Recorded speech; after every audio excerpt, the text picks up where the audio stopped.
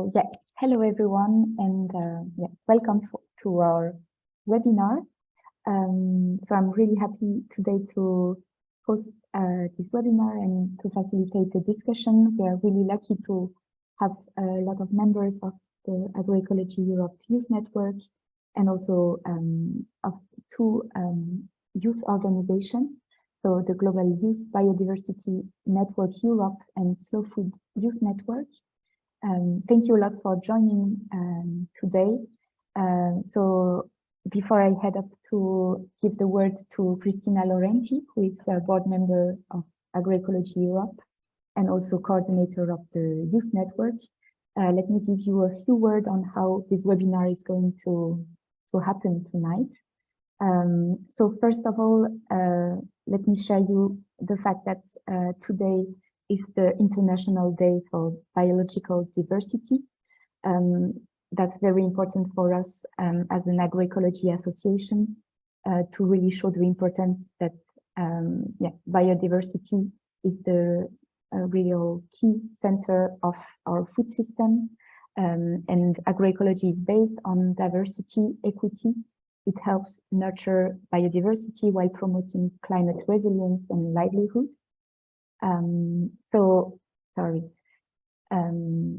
Tonight, we will have the different following steps for the manifesto for the webinar. So first, Cristina Laurenti will give a short introduction on how this manifesto has been drafted collectively by youth involved on agriculture and food system during the last and very first youth forum on agroecology. Second, we will have also a short presentation of the manifesto by the authors. Then we are very happy to welcome young people who are concretely involved on actions to promote youth initiative in the farming sector. So Mao Roussel and Matteo Sala. Then we will have a short roundtable discussion with our two representatives of the networks tonight. And also we'll have an open floor for discussion and questions and to discuss also common steps on how we would like to work together and create also synergies among the different movements. So, Cristina, the word is yours. Thank you, Helena. Thank you for the introduction and the agenda. And so, hello, everyone, and once again, welcome. I must say that I'm very excited to be here to talk about how we created our manifesto, since it has already passed quite some times from the start of it, and it's always, let's say, emotional to go back, since, as you can also see from this photo, the manifesto is being created, or let's say initiated, at the first Youth Forum of Agroecology Europe, that was held on the 9th, 10th, and 11th of September of the last year, in which more than 80 young agroecologists from all over Europe joined together in France, here in Roulette, for a 3-day event to discuss and exchange on how to put high on the European agenda youth inclusion and in agriculture and in agroecology. It was, I would say, a very powerful moment in which we really had the possibility to install fantastic new connection. And so in this context, especially on the third day, we dedicated the third day to the drafting of the manifesto. So let's say I would like to make a first big thanks to Eurifa and Le Silage organization that really helped us a lot with the organization of it.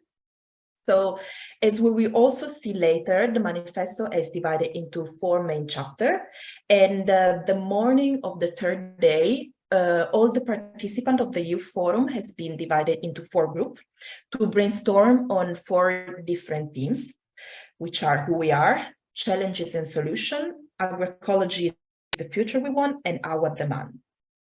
we really wanted this process to be as participatory as possible, and it was possible thanks to the collaboration of all the young agroecologists that were present in the forum, but not only, because right after this initial brainstorming, we started to composing the manifesto, and then we open it up again to all the members of the Agroecology Europe Youth Network that couldn't join the forum and so couldn't join us during the brainstorming in person. So we collected then all the new comments and we reshaped the manifesto in the form you see it now. The next step then was the opening up for signature. And I would say that also this moment was for us a surprise and let's say a reason to be proud, because we had more than 150 signatures of individuals and almost 30 organizations signed it with a representation of 11 countries. So also thanks you all for all the people that already decided to, let's say, support us. But then we are here together because, of course, the process has not ended yet. And so we really wanted to open it up once again, the discussion, and discuss with you all.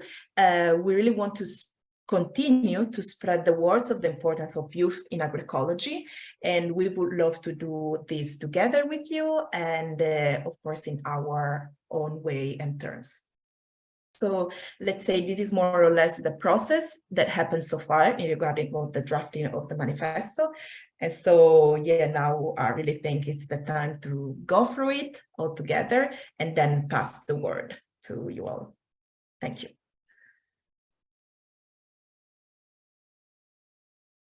Thank you a lot, Christina. And maybe would you like to give just a few words on the youth network itself? So that it's quite also important before we start with diving into the manifesto itself, to present a bit the youth network. Yes. That you are coordinating.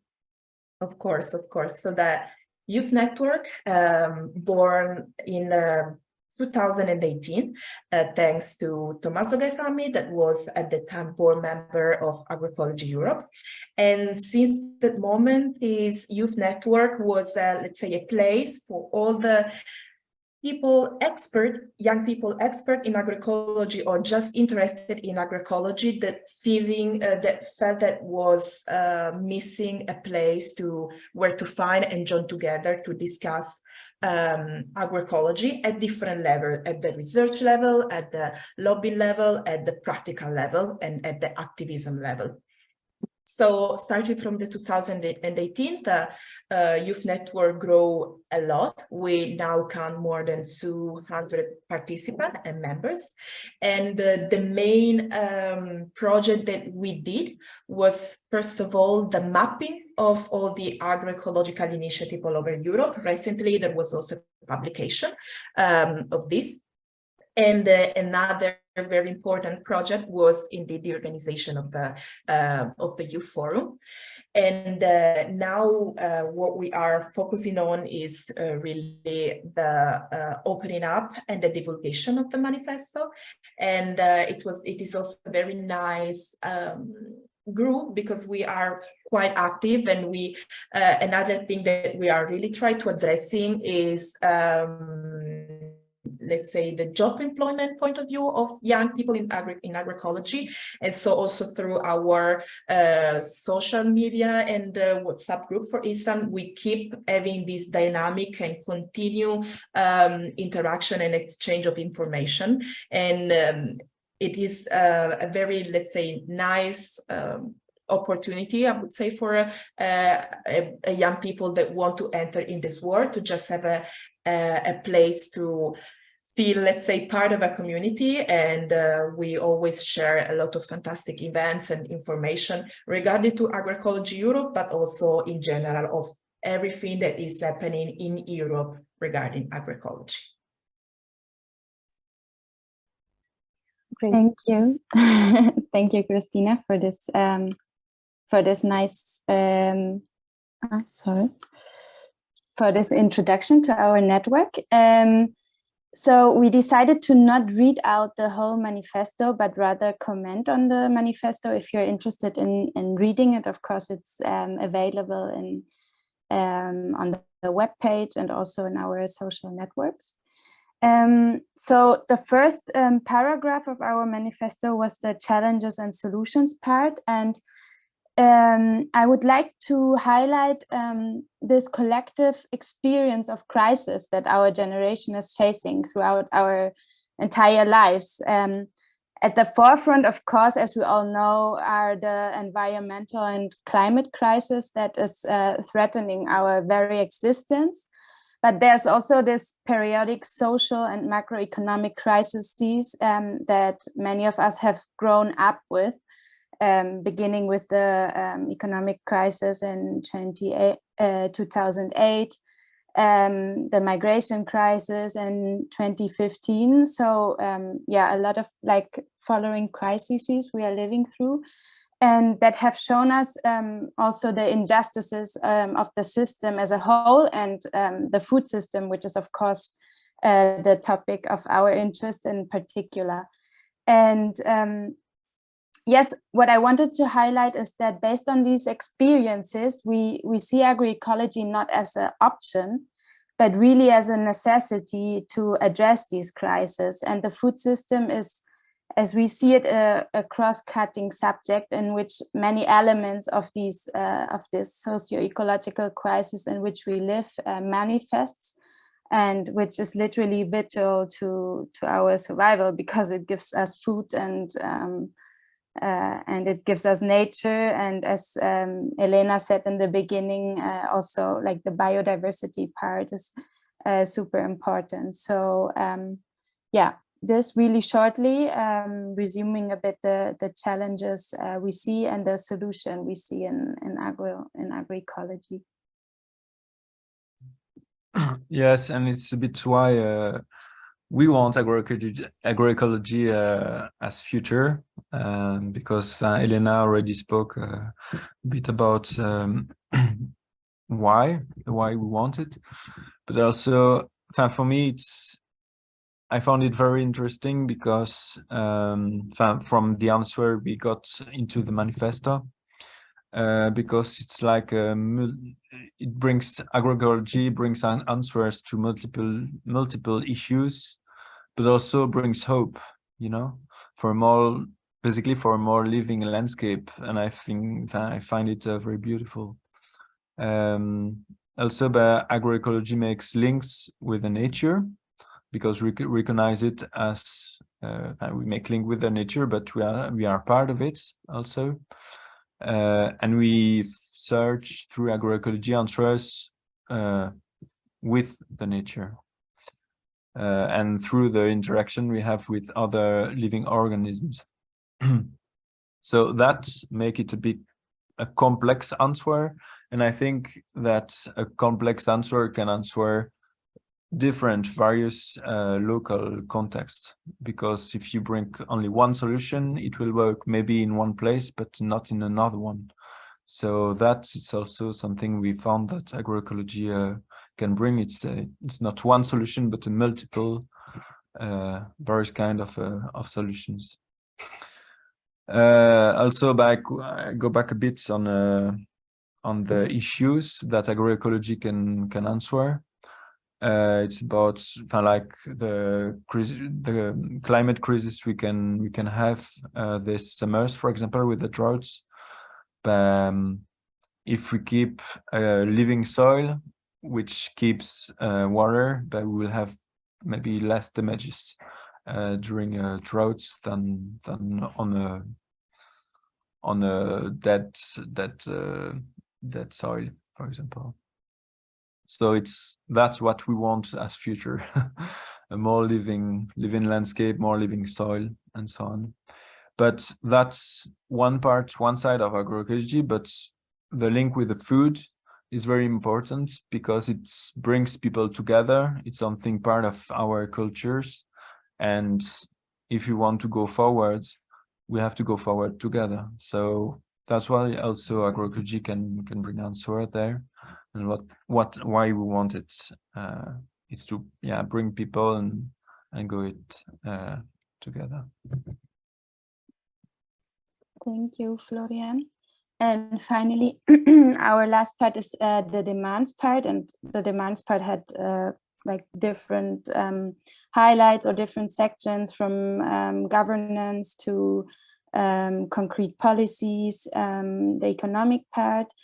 Yeah, you can go through it in more detail, but I picked out a bit or wanted to highlight the social justice part. I picked this piece because I think it's one of the elements that many still overlook when we think about agroecology. And we believe that agroecology must promote this social justice part within food systems, in addition, of course, to the practices that improve the economic and environmental performance of agriculture. And we believe so because on the one hand, we are seeing in research, for instance, that is showing that agroecology, if it is implemented in a participatory and more deliberative process, it can actually contribute to the empowerment of women and to food security, especially in disadvantaged communities. There's really interesting research from Rachel Besner-Kerr in Africa, in Malawi.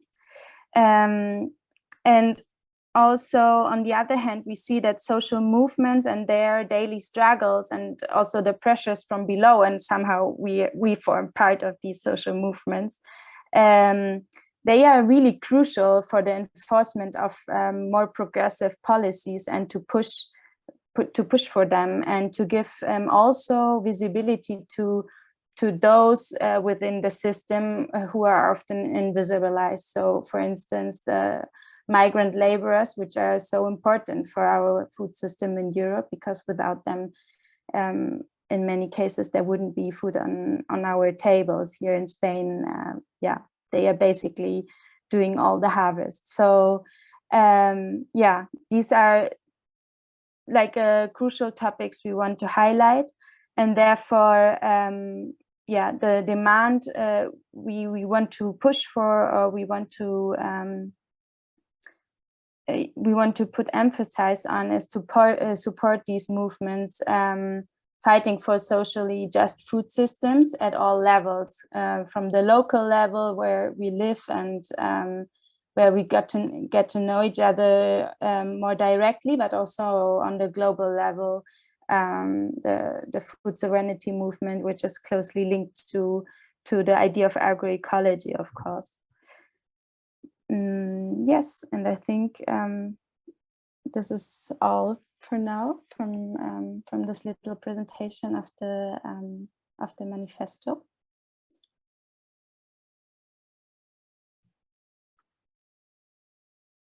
Maybe that would be also great to hear from presenting also who we are, how the authors themselves have presented themselves.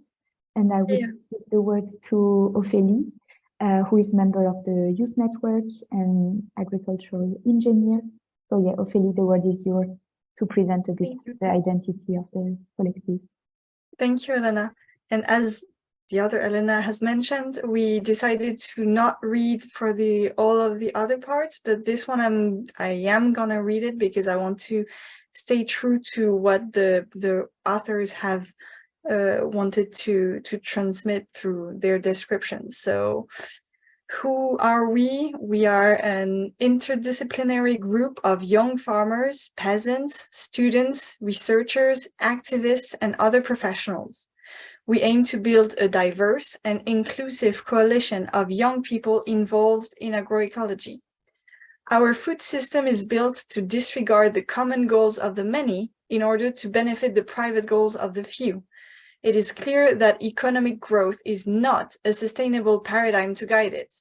As stewards of the current and future generations, we advocate for a paradigm shift and express our will to take urgent action to regenerate the global agro-ecosystems, focusing on food sovereignty and ensuring the health of ecosystems we all depend on.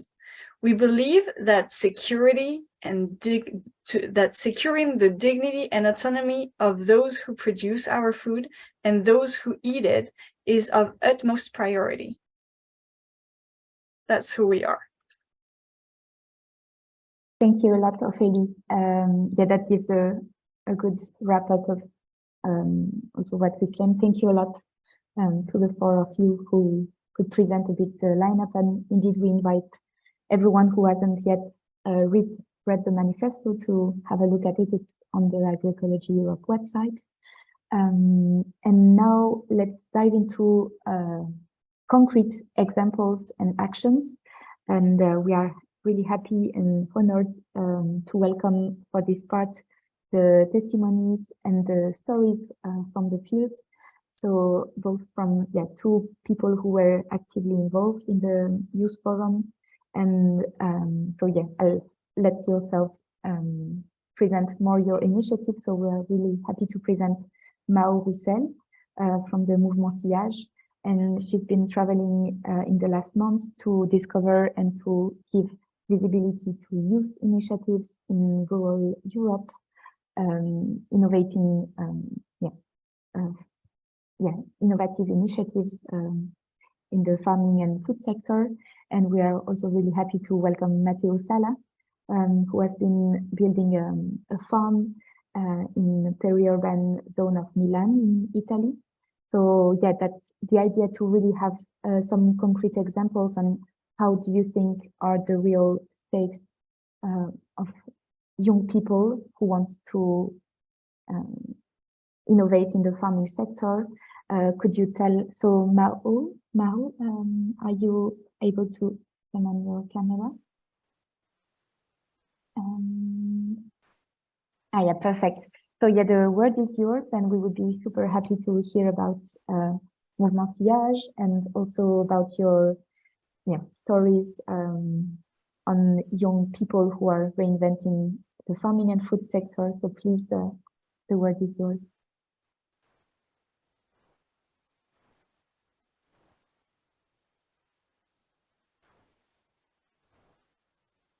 Mao, we cannot hear you.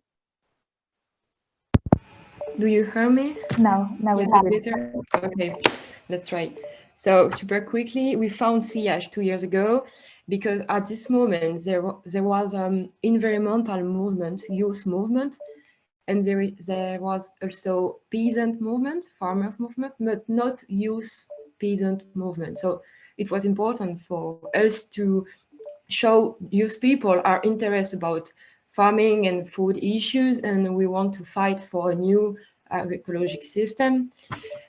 So at this moment, we found the organization to take youth people and take them to the farming world, from city to land, to countryside, and more about visit farms or do a bit lobbying for collective food, for example. And in the other side, I worked for an organization which proposed a peasant companionship. It means we have a network of farmers in France, and we allow people who want to become farmers and who don't come from farm worlds to become farmers by make some internship in farms, and so they work all the day in farms, and they can change the farm every 2 months. And on the other side, we help them to found lands, to found financial apps. So it's very important because in France, when you want to become farmer and you don't come from the farm world, it's very complicated. And in every country in Europe, I think, to found lands and to get training, the good training to that. So yeah, and it's very interesting to see as young people from urban city in France want to go in countryside, but with their youth. I mean, they want holidays, they want weekends, they want to have cultural events. So they bring all of that in their job as a new farmer, So I think it's very interesting dynamics, new dynamics. And currently I travel in Europe to meet other young people, other young farmers, and see other way to become farmers. And I'm very surprised we can find the same kind of dynamics. For example, in Italy, Matteo, maybe you could add something about it. But the same thing, people from urban city want to become farmers, but it's very difficult with lands. And and the Europe have a big roles in this system, because they give money only to big farmers with which only one kind of production. So it's not easy if you want to, for example, create a small farm. So yeah, currently I am in Greece, and I don't meet a lot of new young farmers, as the economic of the country don't allow, and my point of view, don't allow to have a strong movement of peasants. For example, organic products are not able to be buy by the population because of the price. And so a lot of things to think about it, about the economic situation and the link with agroecologic system we would like to defend. So very interesting, but maybe I can let Matteo complete. Thank you a lot, Mao, for giving these few words. And indeed, that's a challenge to share so many important information on such a short time. But yes, thank you a lot for raising the issue of social rights in the farming sector. Indeed, that's so important to also claim for fair remuneration and fair free time and give dignity in the farming profession. Yeah, that's the only way to have people back on farms. Thank you a lot for raising this, and also to raise the importance of EU public policies to support also the new generation of farmers who are facing so many challenges to, yeah. So yes, I think Matteo, indeed, the word is yours to give your insights as a young farmer. Yeah, could you tell us a bit more about the project Ortofficina Agricola and how you think yeah, the biggest challenges and how you see the biggest yeah, the most important things that people should know about becoming a young farmer. So okay. For this year. Hello everybody. I'm Matteo and I'm a small farmer from Italy in the north of Milan, and Nova Milanese is a little city, 20 minutes by car. And we start our project in 2019, and we wanted to show that it's possible to produce food without exploitation of the environment and people. And the idea started from a big group of people, like we were like 15 more or less young people, young students. We need we need to work. We need the land to use, and we came from different politics paths. And in the 2019, we obtained the land through a call for action from the local administration of Nova Milanese. We founded a simple society as a juridic formula. We start to put our money to start the production, and we start to grow up vegetables, and we start with a little apiary to produce honey. And from the last few years, we produce eggs and flavor from another field with ancient grains that we transform in flavor. We sell everything directly in our field and with the deliveries in the cities near Nova Milanese. We don't need to reach Milan because we are able to sell all our production in the neighborhood. And during the year, during the season, we organize some activities and some moments dedicated to the city, to the citizen and to the people that want to pass through our field and know about the food production and the sustainability, the agroecology, and all the themes that concern with the food production.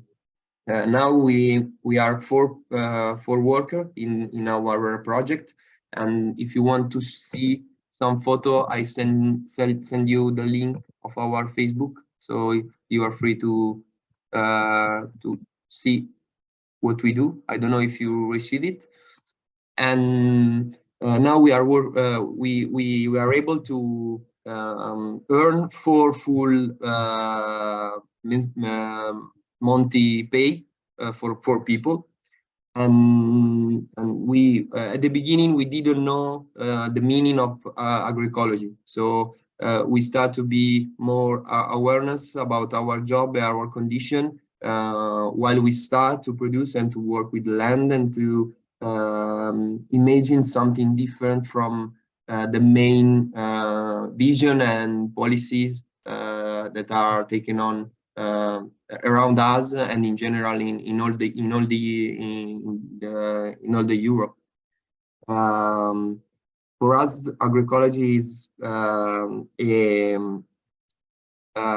how to say, it's not one practice, but is a union of different practice, starting from the agronomic choice until the ethic principle connected with the work, and until the short chain and the direct relation with the final consumer.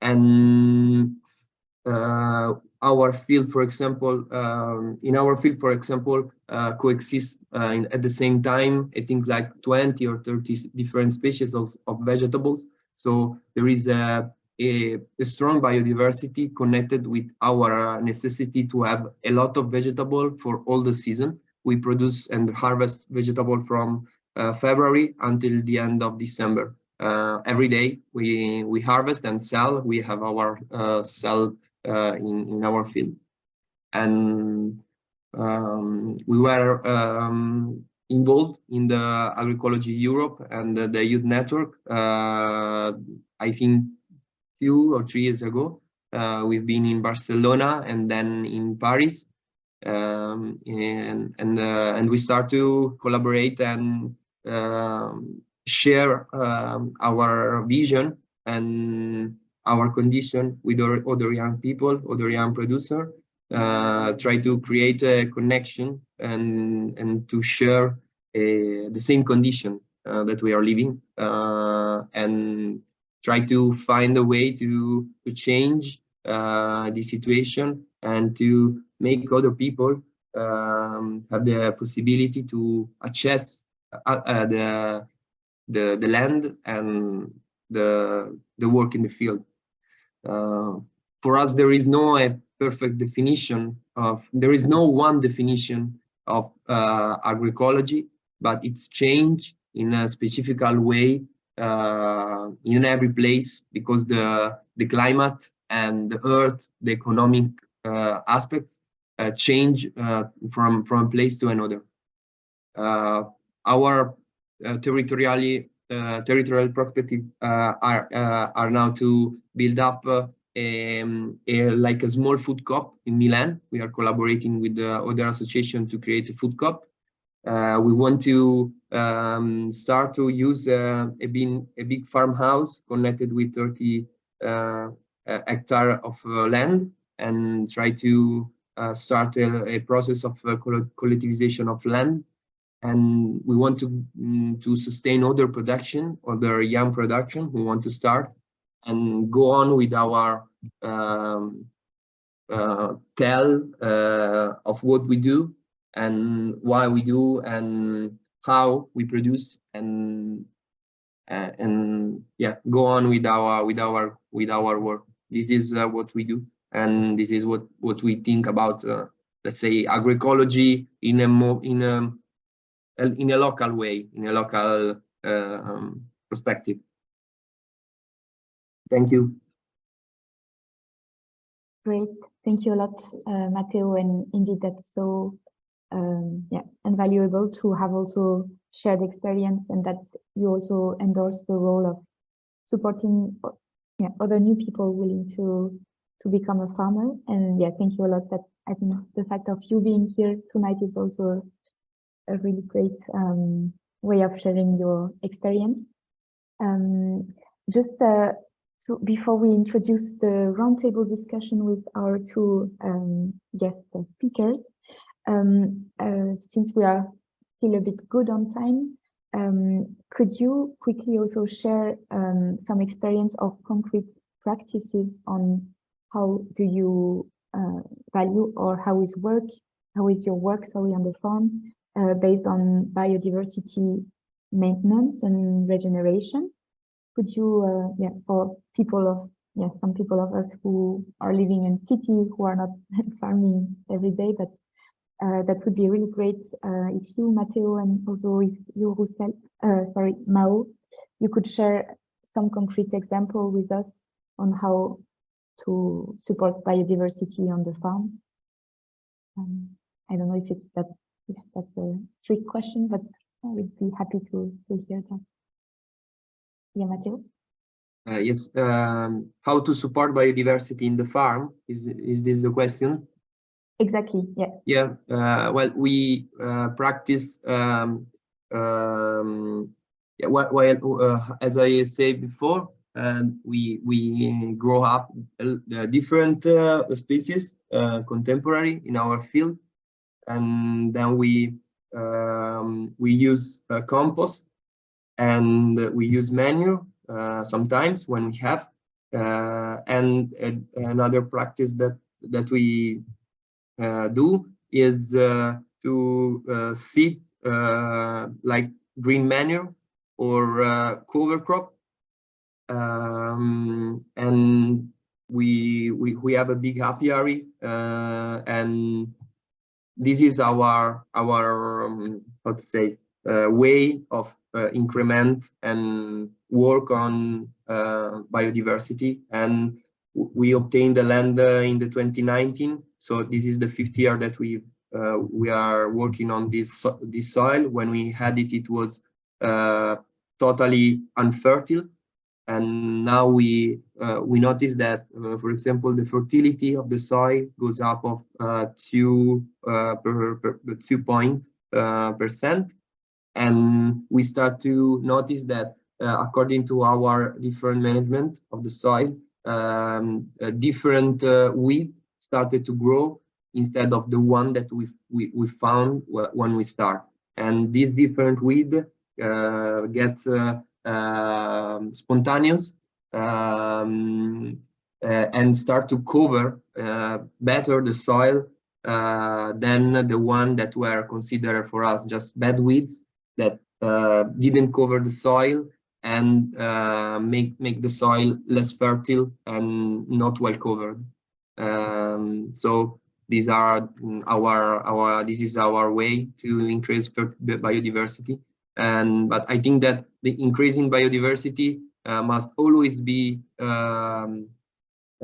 useful to the production, and anyway, it has to make the farmer obtain results in the times, in the years. But if you want just to increase biodiversity without have a payment back, you are not going to do it. So an important thing is to make farmers and make people understand in which ways you can increase biodiversity to obtain a better results. For us is, for example, that you don't have bad weeds, but you have good weeds that fix nitrogen and cover the soil, etc. And we see a spontaneous result in the year. Let's say this is an example, but we have a lot. Great. Thank you a lot for sharing it. Indeed, that's part of the 30 principles of agroecology to biodiversity and soil health are so key also for providing key ecosystem services for agriculture. And of course, it benefits farmers. So that's a really good message to have. And now let's go on the next part of this webinar. And we are very happy and honored to welcome two speakers from other youth movements. First, we welcome Andrea Motta, who is member of the Global Youth Biodiversity Network Europe, and also Adèle Garret, who is member of the Slow Food Youth Network. So let me give you a short introduction, and then please feel free to present also your network, because we would be really happy to know more about them. So Andrea has been part of the coordination team of the European chapter of the Global Youth Biodiversity Network. So we would be really happy to hear about it. And he is now a researcher in the Center for Agriculture in Italy. And Adèle is also engaged in the Slow Food Youth Network in the steering committee. And she's currently studying natural resources at the ETH in Zurich, the Polytechnic University of Zurich. So please, Andrea, the word is yours. If you would like to first present your network. Thank you. Yeah, sure. Thank you, Elena. And hi, everyone. It is great to be here. I want to those who organize such a useful and inspiring event. So, Gibbon is an international network of youth organizations and individuals, and I'm here today as part of the Europe chapter. Basically, we united together with the common goal of halting and reversing the biodiversity crisis. So, on the other hand, we are a youth network because we work to bring the to the and empowering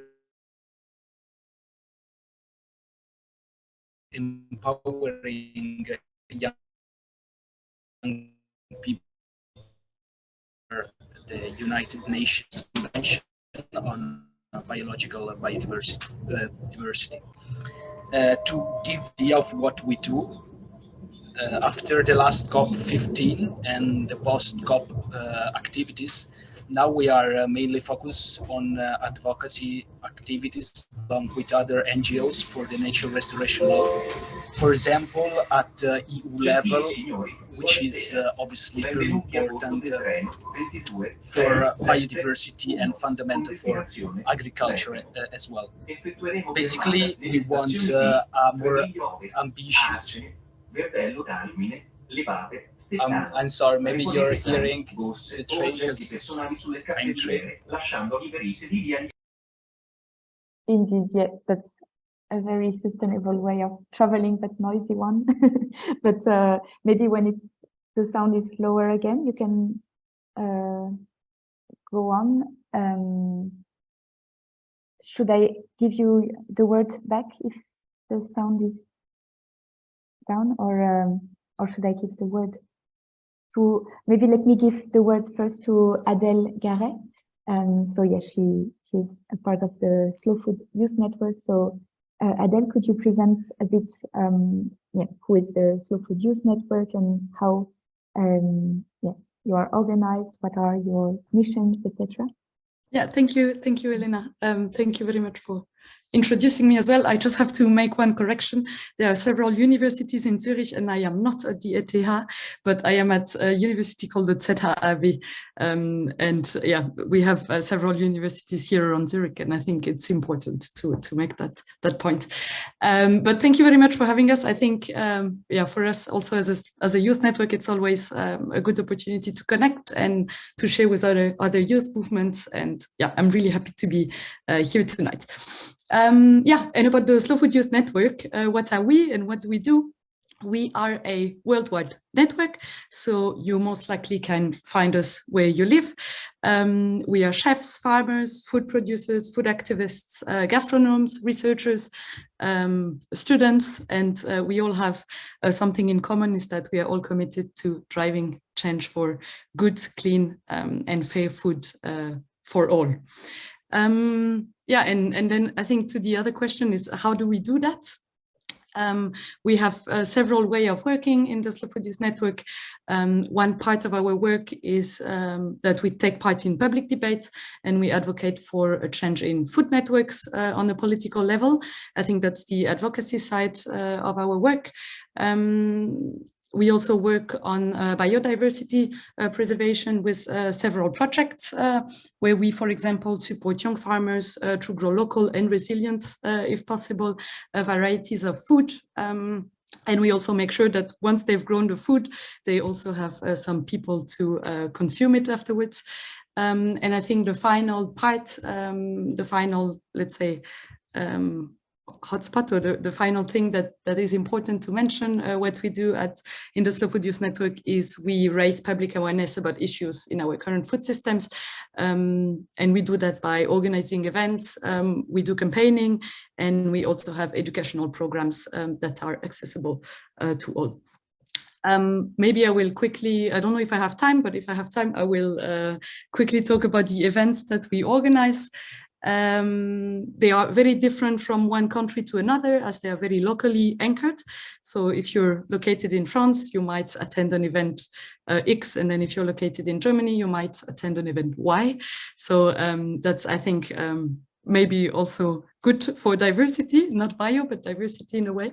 But we do meet on regular occasion. We do meet as an international network. I think one of our biggest events is the World Disco Soup Day. Maybe you've heard of it. It's a global event that takes place in 50 countries, and the goal of the event is to fight food waste. It's a rather easy concept. Slow food use communities pick up vegetables that otherwise would not have been sold. They gather around, turn up the music volume, and they start chopping for a better world, hopefully. And anyone can join. Anyone is free to come.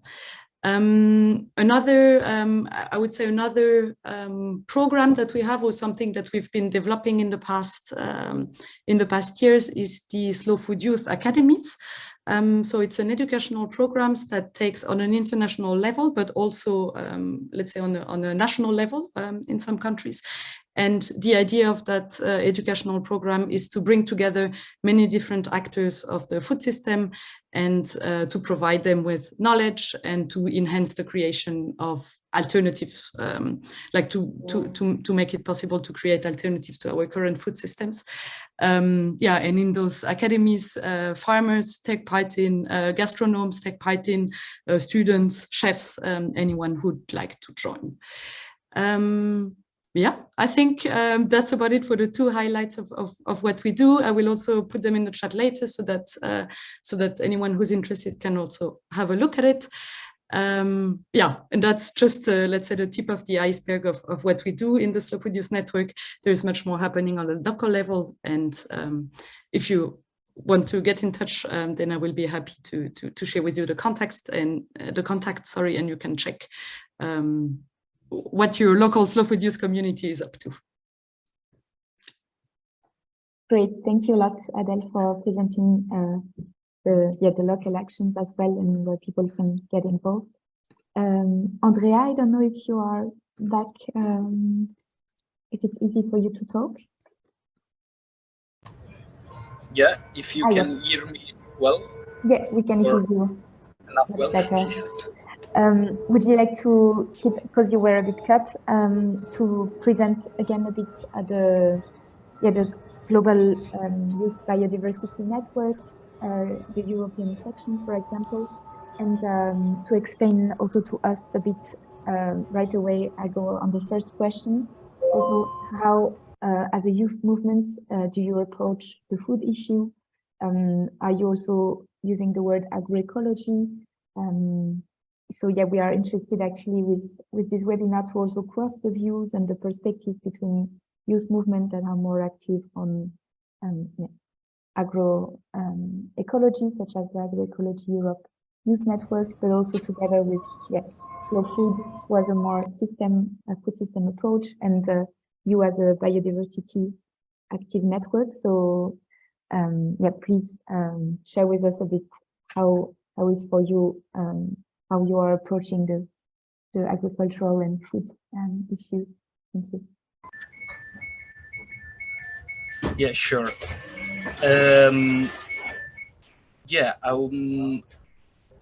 Farming in general, farming youth in our network are welcome as well as any other youth, we can say.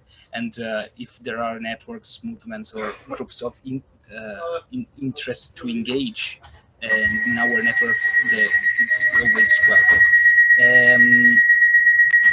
I want to, for example, as you may think as well, we also consider important to start from the local, and I think a good example is about one of our local chapter who participated to a very inspiring program where farmers, NGOs, and let's say local communities join forces and help to manage high nature value grassland in Nature 2000 areas. But yeah, anyway, we know that industrial farming, bad agricultural policies, and unsustainable consumption patterns has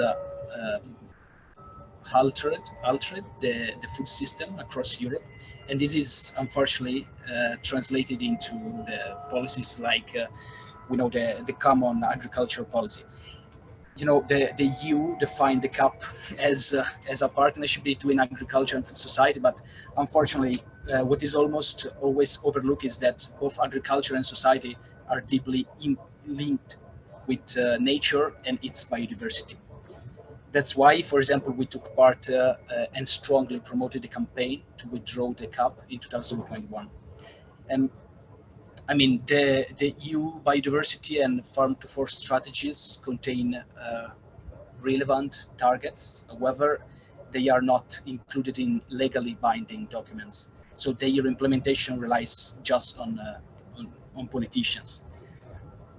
Also, as I said before, given Europe is advocating for the natural restoration law, and its draft also contains some points on agriculture. So it's important for us to introduce the biodiversity aspects related to the agri-food system in this law. And at the same time, recognize the high pressure that intensive agriculture has on various habitats.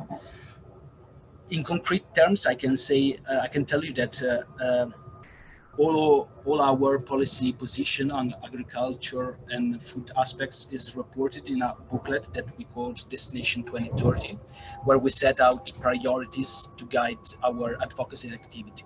So, for example, we call for implementing effective biodiversity positive policies related to agriculture. Okay, thank you a lot, Andrea, for sharing these insights. And both of you, Adele and Andrea, could you share also with us how you try to engage also youth in the farming sector? We know that in Europe, one of the biggest stake we have is to also have a generational renewal in the farming sector. We know there is a huge aging of the farming population. How do you address this issue, and how you think would be possible to have also more young people and to support young people who are engaging in the farming activities? Could you share with us insights on this regard? Yeah, Adele, go ahead. Yeah, I can jump in. Thank you so much. Yeah, I think that the educational programs that I mentioned just before are a great way of engaging young people into the farming sector, but also making sure that all the actors of those sectors are connected. They really I think it works both ways. So the whole, let's say, the whole food chain gets to know the farmers, and then the farmers get to know the other people working there. And I think this really enhance, let's say, exchange, and can also, myself including, for example, push people to get involved in agriculture and to learn more about that. Also, what we do is, I think a lot of our local communities organize farm visits. So it's actually a rather simple concept, but one person of our network will organize a day out on the farm. So they get in touch with a farmer or a producer. And then, they organize the day out on the farm with the farmers, and anyone who's interested and who sees also the event can join, jump on the train with, and then spend a day outside and get to know the work of the farmers. And I think that these days, and this connection, working together and being on the field together, but also understanding what the challenges are, really create synergies and enable projects and connection between young or not necessarily, to be honest, farmers, and brings a little bit of the farms to the cities, but also the cities to the farms. And I think that's what we do, and it's I think it's also been proven to work pretty well and to also be very fun. So yeah. Great, thank you a lot for sharing. Indeed, that's also one of the key points that are also included in the manifesto, and that also the youth network is working on, to also have on-farm visits and workshops to really, not work in a silo approach on considering farming only for farmers, but to open up the whole society and have good education and training programs. So thank you a lot for sharing. Andrea, would you like to share with us this, some insights on how your network is also addressing the question of supporting youth in the farming sector? The word is yours. Yeah, as I said, we focus more on the policy at the policy level, and our advocacy experiences on the common agricultural policy or the nature restoration law, as I said, are our main focus, where we try to gather all the different aspects of related to biodiversity, and for sure the young farmers are one of them, and we don't have a lot of them in our networks, and that's why it's really good to have this collaboration with you. But for sure, when we think about implementing the restoration of soil, for example, it's important to give the floor to who is really working in the fields. So basically, when we advocate for these laws, we try always to interact with local or at regional level, with people that people and organizations that are involved in these aspects. Great, thank you a lot. Then I have a second question to you both before we open up to a whole Q&A and more open discussion with all participants. We would be very interested to know also what is your insights that are shared on the manifesto itself. Do you have any comments? Do you share views, strategies? Are our vision aligned, let's say, between what is shared on the manifesto and what you are promoting in your respective movements and networks?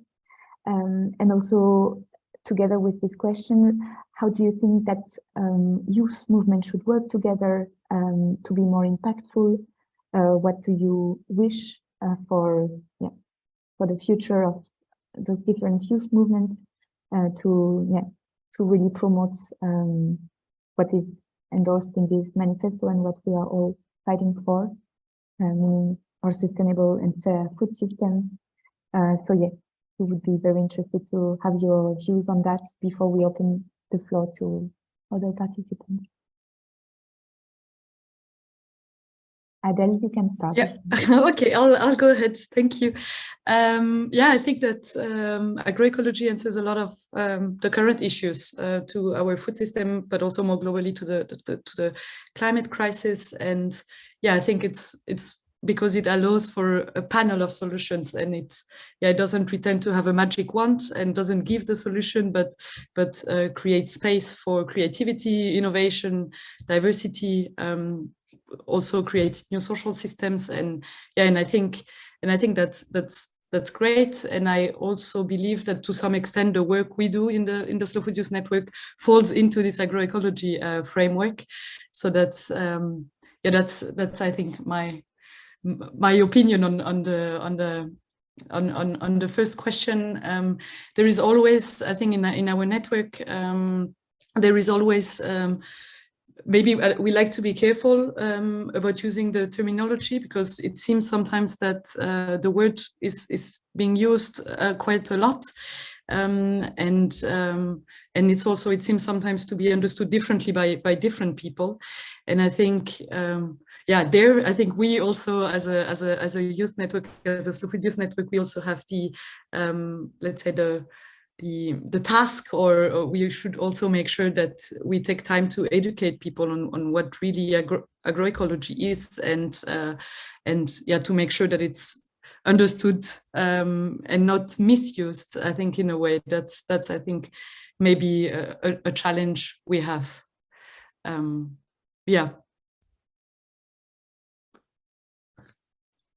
Great, thanks. And how do you see maybe the cooperation? What is also interesting to see is that there are youth movements more addressing the climate challenge, some other movements are more active for lively rural areas. Do you see any convergences, or what would you wish? If you had, I don't know if that's a broad question, but how would you see maybe the convergence or the synergies between those movements, or are you trying to make them within the Slow Food Youth Network? How do you see like convergence of movements, let's say? So I think in the Slow Food Youth Network, we definitely work closely with other networks. Myself not, so I can't say much about it, but but we are in actually quite tight contact with climate activists, and I think that's also it's maybe organizing event like this one, where everybody gets on the same table, gets to speak, gets to know each other, and they're creating an exchange. I think that's already the start of more cooperation, and that can and that's great. Great, thank you so much. Andrea, could you share also with us if you have any comments as a network on the manifesto, and how do you integrate also agroecology? Are you using this word in your own actions, for example, or are you using the principles for this? And how do you see that youth movement could be more impactful together? Agroecology, related also to what I said before, agroecology is for sure is considering agriculture, society, and nature relationships. So we as Given Europe, we look at it as a wonderful alternative practice to intensive agriculture. And basically we need a systemic change at all levels, and this transformation must include our food systems at local, regional, national and global scale. So we found your pillars of an agroecological food system really fitting on what we think as well, and mainly focusing on the food as a common good, as you mentioned in the manifesto. So something that I personally think is the crucial focus of this discussion. Yeah, I also realize I can say that agroecology is a social movement, and as such cannot always respect regional boundaries. So in this optic, I think that perspective from all over the world must be taken in account. So global and specifically maybe global South perspective are crucial to consider. From our side in Europe, we have to consider how our policy here affects other countries as well. So we cannot allow someone to gain from food production while someone else is disadvantaged by it, as well as by food distribution and food waste, for example. I think that to date, some work has already been done. For example, there are already some CBD targets that refer to agroecology. Our policy booklet as well contained this word, and as our solution, and the CBD itself gives some directions on sustainable agriculture. Now we young people have to worry not only about attending these events, which are great for coming together and gathering strength, but more importantly about the implementation processes. So we need to make ourselves recognized as valuable experts. Like we heard before two extremely great example, and so we need for ourselves and for our future to be recognized as knowledgeable about how good is this alternative. And I mean, working together among youth movements, and not only, also youth movements with different nature and perspectives, as the one that are present here today. I mean, we can always benefit everyone. I mean, everyone can have a benefit from this interaction. So, I mean, the more different a system is, the more resilient it is, right? Great.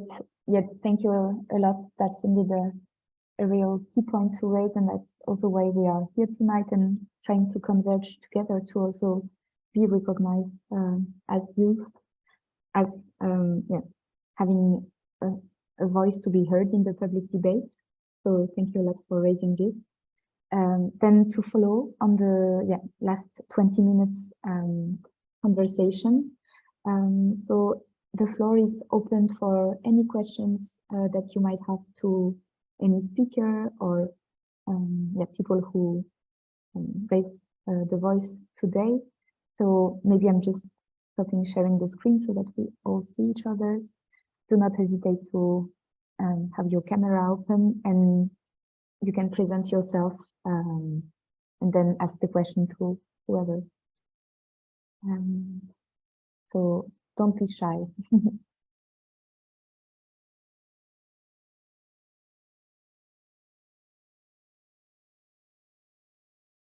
I have a question, if I may, to Adele. So you were talking about projects to bring young people in farms, but you were talking about people from your network, isn't it? No, not necessarily. So the academies are open to anyone who would like to join them.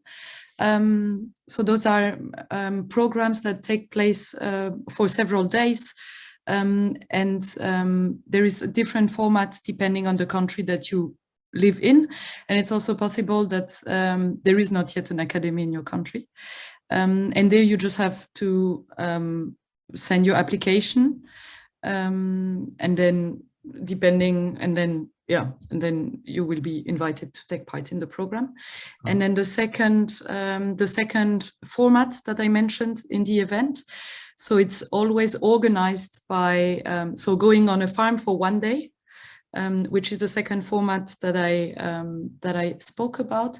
It's always organized by a volunteer from our network, mostly. So for example, you live in Berlin, you want to get engaged, you contact the Slow Food Youth Network, and then you can also yourself organize those days.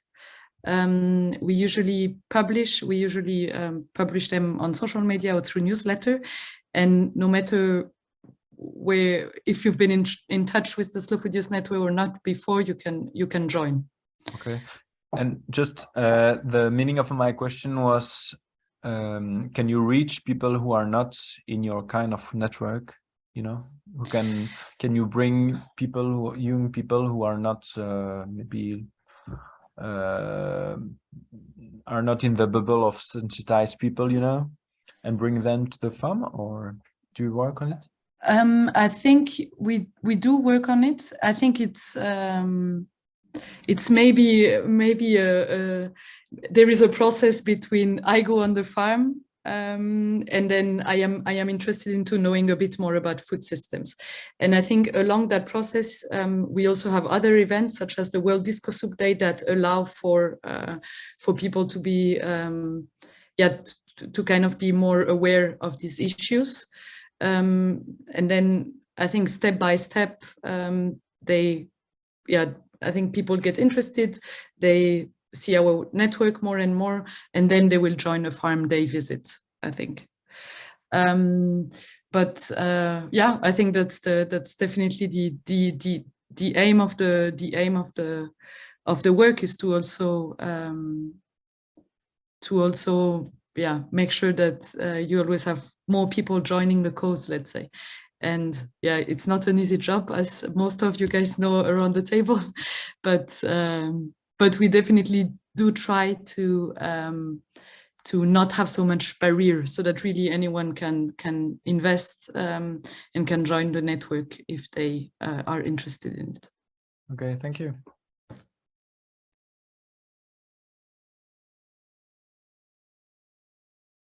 Christina, go ahead. Yeah, thank you. First of all, thank you both, Slow Food Youth Network and Global Youth Biodiversity Network, for your intervention, because that was very important for us. And I also really liked what you, Adele, said about the fact that to install more synergy with other youth network, it doesn't need too much. It's just a matter of creating this kind of moment in which we just join all together. I think young people are a little bit sick of all the formalities, and so just, informally join all together, it's what we really need to start, let's say, collaborate more.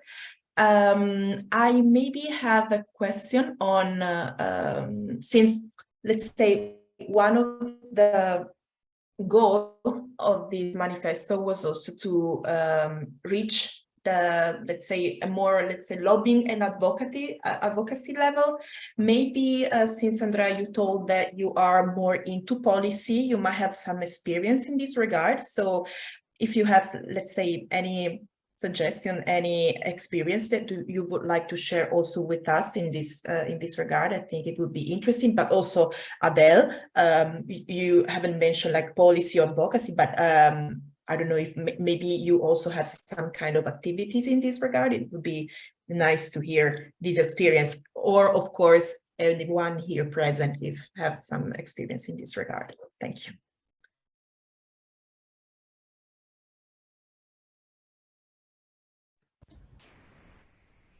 Yeah, I can answer.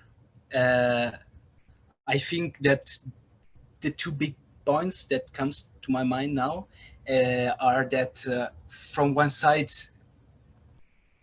we as a movement, we should be recognized as a relevant voice in the policy framework. So, for example, we as Given International, we struggle for be the official platform for youth at the convention, at the COP of the Convention of Biological Diversity. So I think that this is a first step. And when you have the possibility like this one to collaborate, you can take both sides. Like from one side, policy, let's say experts from one side, and on the other side, more experts on the fields. So this type of collaboration can be really a good start. A second point, I think that for advocacy, usually, I mean, I cannot say always, but usually you need to work on something specific. So for example, you have to advocate on a specific law.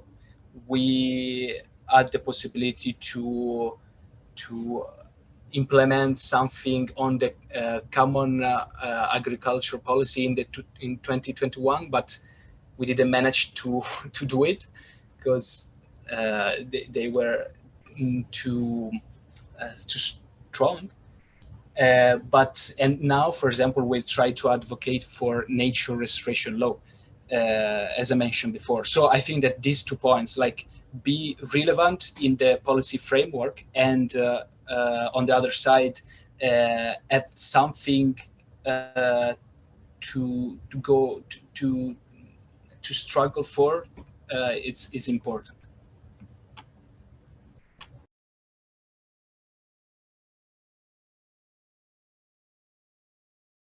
Thank you. I can also say maybe a few words. We do a lot of advocacy work in Slow Food and in the Slow Food Youth Network on a national, but also on a European level. I am unfortunately not the right person to talk so much about this, but we do have people working quite intensively in Brussels, but also in Berlin on these topics. And yeah, if you're interested in knowing more about where we exactly stand as a network there, then I will advise you to have a look at our website and see which position paper have been written and to which campaigning we've been working on.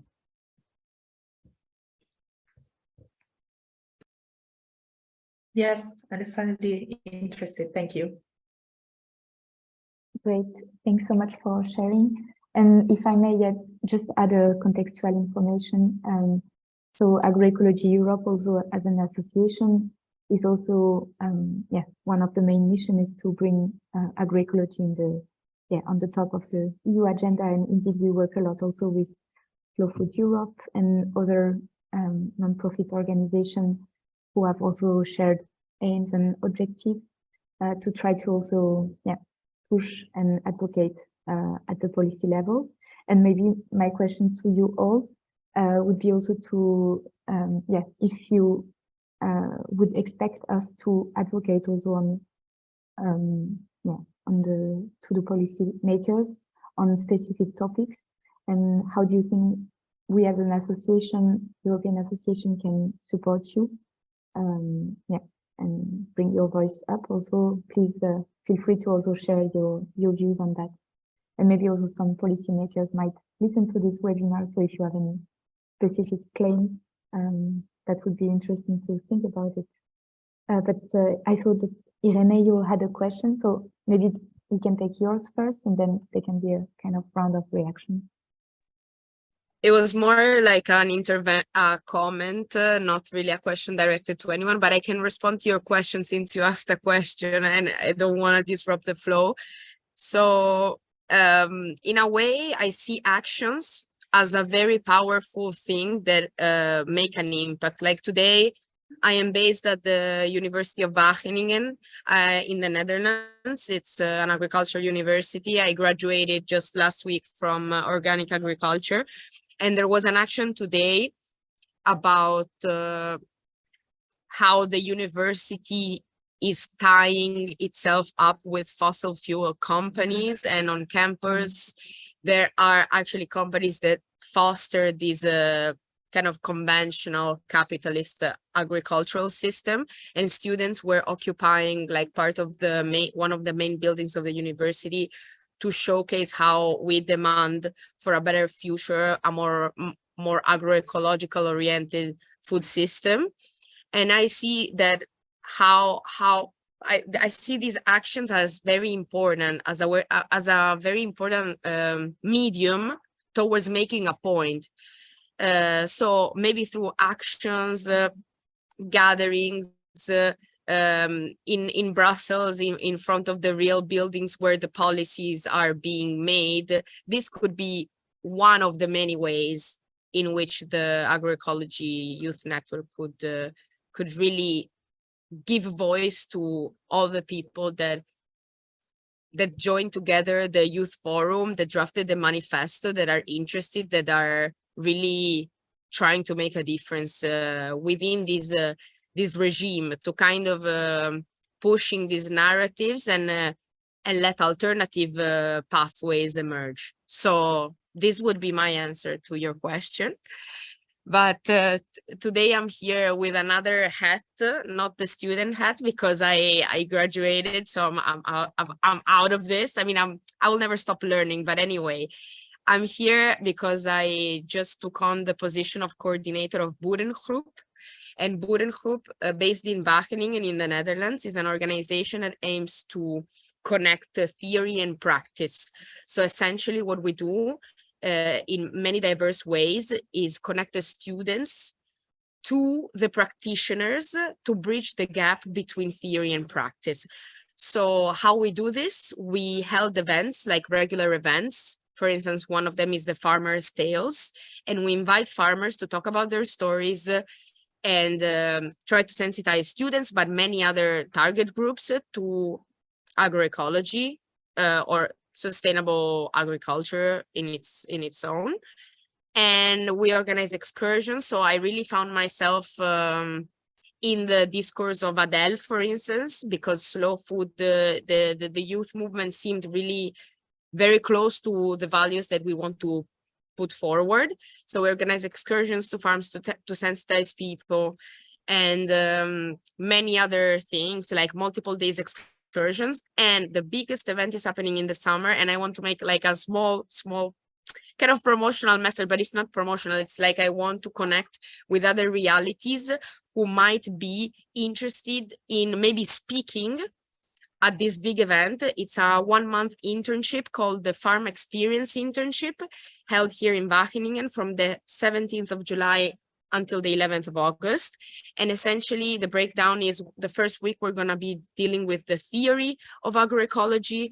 The aim of this farm experience is to sensitize a diverse audience to agroecology. So every day we will be delving into specific topics regarding agroecology, from the movement, the practices, the soil health, water situation, more on the spirituality, ethnobotany side, to then have the interested people going into a 2-week full immersion on a farm. So they're going at a farm, they're experiencing and living through the eyes of the farmer, to then come back the last week for a reflection moment, to gather together and resonate about the theory, resonate about the practice, and how to move forward.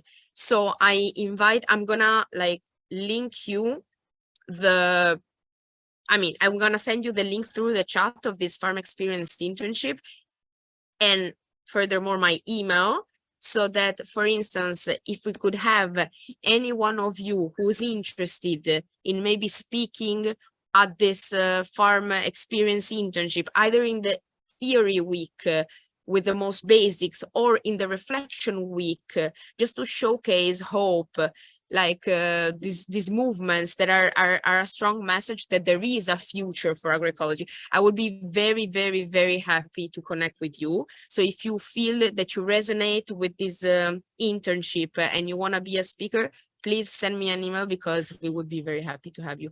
And I'm sorry it took this space to do this, but I thought it really fitted the context. Great, thanks for you so much, Irene. That's really like indeed the kind of information that we are happy to have shared in the webinar. And indeed, if you put all the links, and of course all the links that you shared in the conversation will be also available. So just so you know, so on the YouTube channel of Agroecology Europe, you can watch again this webinar, and we'll put all the information shared tonight. We're also reaching almost the end of this webinar. So that's maybe the time for like closing words or perspective. So please, if any of you would like to have message of hope or convergence, how to concretely best work together to have also more a louder voice in the public debate, please feel free to take the floor and enjoy this last few minutes before the total wrap up.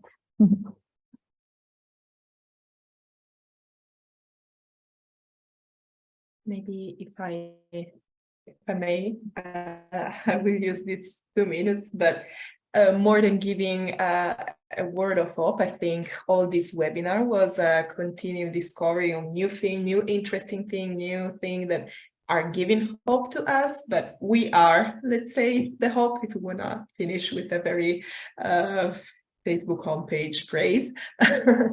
And just within this webinar, we had already a new, let's say, activity that Irene proposed. So I really think that what is needed is to keep going with this interaction and with this communication. I'm very happy that we managed to meet together and also to, let's say, install initially these synergies with among different youth network.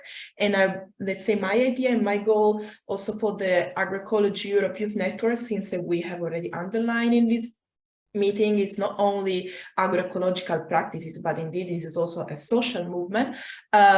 We really want to understand who are outside Europe doing good and positive things and connect with them, because it doesn't make sense to become like a big association, but what we need is to really networking with small realities all over Europe, very local based.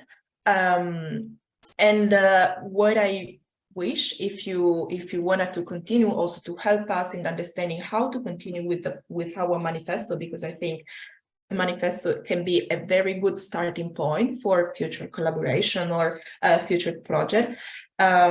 Always more than welcome to join the Agroecology Europe Youth Network. As you have the possibility to see, we have a lot of going on. So thank you all once again to having been here. And I think from my side, just thank you.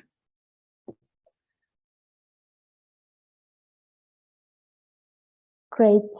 Thanks so much, everyone, for having made it and for sharing your very valuable experiences. We are really grateful to have had this space of dialogue and exchange. To follow up on that, indeed, you can also become member, get in touch. And there is also, so you know, also the Agroecology Europe Forum that will happen in Hungary from the 16th to the 18th of November. So yeah, there will be also a specific place for the youth. So everyone is welcome to participate and know more about how to transform food systems and be more sustainable and fair. So yeah, please feel all welcome and have a nice evening, everyone. And yeah, that's only the beginning of convergences and bringing hope together. So yeah, goodbye and have a nice evening. Thank you, Elena. Good evening. Thank you. Thank you so Bye. much. Thank you. Thank you so much. Bye. Bye Ciao, bye. ciao. Thank you. Bye-bye.